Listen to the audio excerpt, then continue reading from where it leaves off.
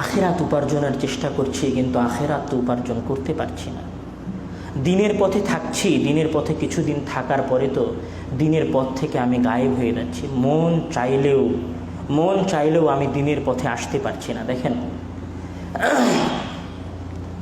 দিনের পথে আসার সবচেয়ে বড় মাধ্যম, যদি আমি বলি দিনের পথে আসার সবচেয়ে বড়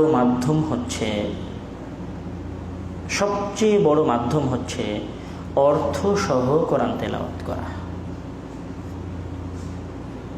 আপনি বলতে পারেন যে কেন? দেখেন, কোরআন আপনি মাথা থেকে বের করে দেন যে কোরআন ধর্মীয় গ্রন্থ। আপনি মনে করেন যে কোরআন জাস্ট একটা বই, আমি একজন মানুষ, আমাকে কিছু পড়তে হবে তাই আমি পড়ছি। পুরো কোরআন পড়ার জন্য আমি বলবো না, বেশি না, শেষের 3-4 পারা আপনি পড়েন, শেষের 4-5 পারা